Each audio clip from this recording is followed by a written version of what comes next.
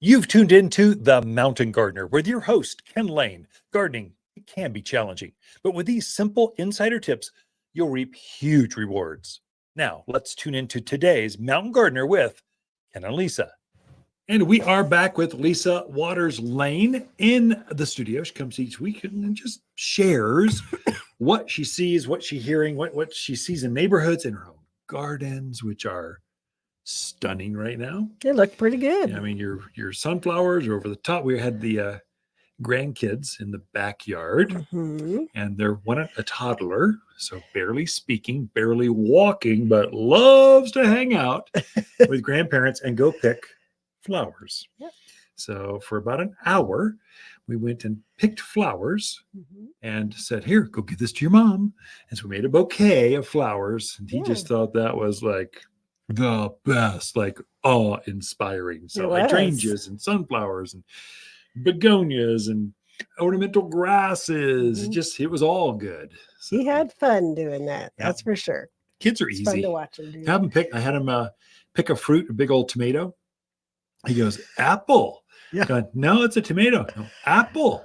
"Just something red." "Okay, try some." He goes, "Duh, that's not an apple." He actually picked a second one on his own. He went, "Oh, that was fun," and started eating that one. So I know it was weird. It's like the first one was more ripe. Yeah. Looked beautiful. Yeah, as big as he could barely hold it. It's bigger than his hand. He could barely pick it up. It was so big. So, but just gosh, Nico. Yeah, it's been fun having them visit. Always fun to have the grandkids. And I love the fact that all of the kids have enjoyed being out in the yard with us and picking flowers. I'm so glad we have that for them to do that. It's fun. They're from Texas, Austin area, San Antonio. So we got several kids in, and they're in that part of Texas. It's hot. It's humid. It's not that hot. It's just humid. And so you're gooey all the time. They're coming out here going, "It's beautiful. It's 80s and dry. This is like perfect." And we're going, "It's hot. It's humid." It's all just what you know. It is. So what do you got for us? Some garden tips. It's funny how this time of year, the question I get asked the most is, do I still have time to plant? Oh, I know. It's crazy. And I'm like, I don't know. It's barely the middle of August. Yeah. I'm like, yes, you do have time to plant. And it's a wonderful time to plant. The ideal soils are nice and warm, so they're going to root out. We're past the worst of the heat. We have some higher humidity in the area. So yes, you can put in your perennials now, your shrubs, your roses, your trees, whatever you want to put in.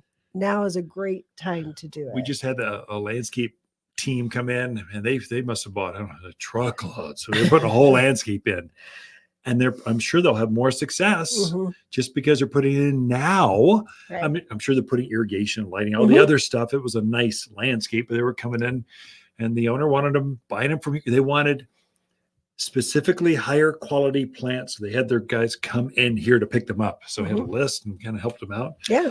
Great time to plant. It is. And we're still getting fresh stuff in. Yeah.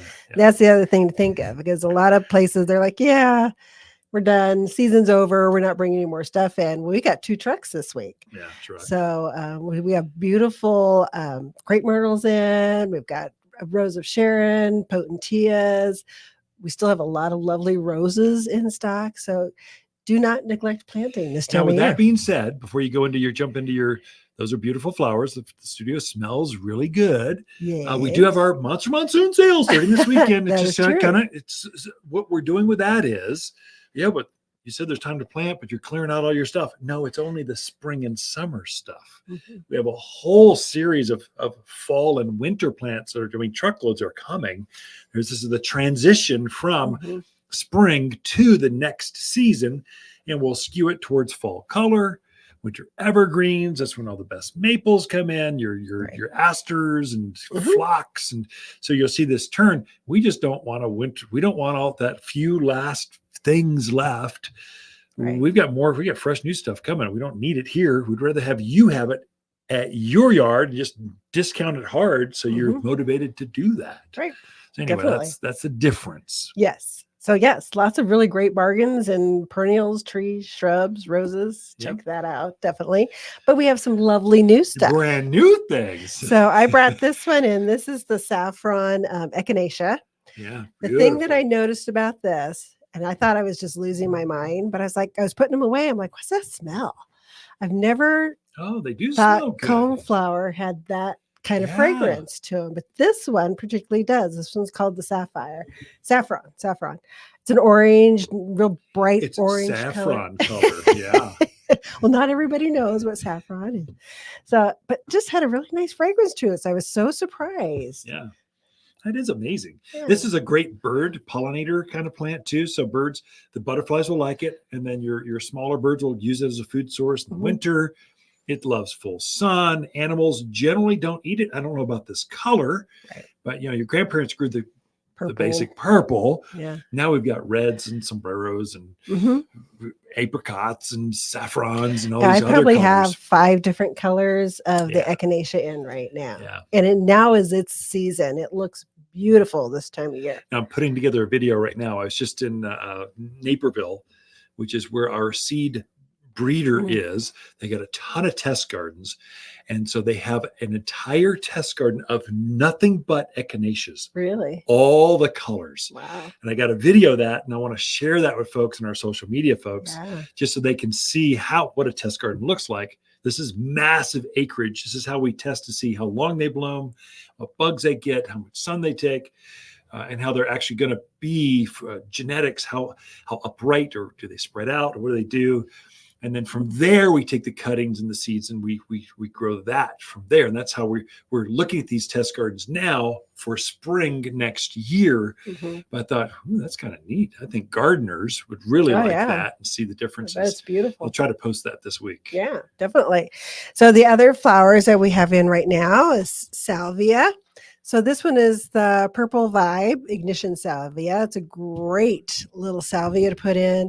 You want to attract hummingbirds? Oh my gosh, put in a salvia. Crazy, yeah. So we have this little hummingbird that's been hanging around the garden center. He's like almost tame at this point. And there's certain plants he loves. The pentas is one of them, the lantana, and then the salvia. Yeah. And it really doesn't matter what color, whether it's the white, the purple, the hot lips, the red, he loves them all. He's he's a real little baby. He's adorable. We're trying to think of a name for him. Have you named him yet? No, we're trying to think of a name. I'm voting Clarice. I'm thinking that's a good one. That's a hummingbird name. Chloe, I like. Only it's a male. Well, how do you know? Because it's got a red throat. Oh, okay. Never mind. I know my hummingbirds. Never mind. Okay. So the other plant that I wanted to show you guys this week, this is the rudbeckia. This one is Prairie Sun, and it's got a bright yellow bloom that's probably 4 or 5 inches across. It's as big as your hand, or darn close to it. Absolutely gorgeous. You definitely need it in a pot by your front door. It's fun to play with this on the camera. Yes, yeah. I know you get distracted. Or putting it in a perennial bed. It's just so bright and colorful right now. It's absolutely gorgeous.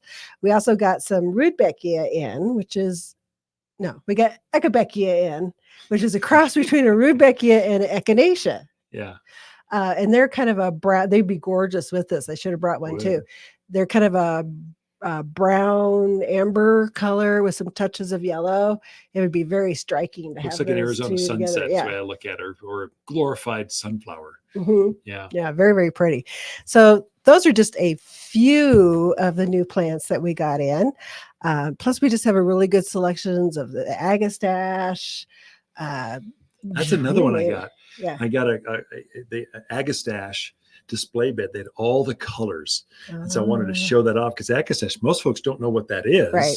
Or they know Russian sage, but agastache is actually a better plant. I'll see if I can process those 2 videos and post them up on our Instagram, social media, and TikTok feeds. So you folks that are social media folks, you'll get to see that, and those folks that aren't, I'm sorry, you're left out. Like maybe I don't think I can put that in our newsletter. So it's some things are made for social and some things aren't. So that is true. Well, we are out of time, Lisa. Thanks so much for coming in and sharing the summer plants. They just get bigger and better as we go into the season. But we're here with a whole lot more. Come talk to Lisa and the crew here at Waters Garden Center. Hi, Kenneth Waters with our Monster Monsoon Sale, our only sale of the year.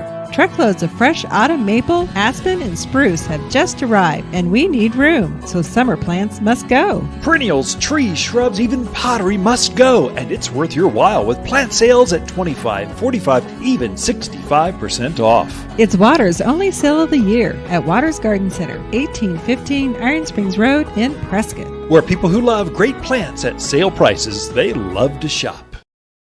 For a more fruitful garden, increased success in the landscape that just feels better, then tune in daily to the Mountain Gardener podcast. Subscribe through your favorite podcast streamer or visit watersgardencenter.com. Better yet, visit me directly right here at Waters Garden Center. Thanks for tuning in.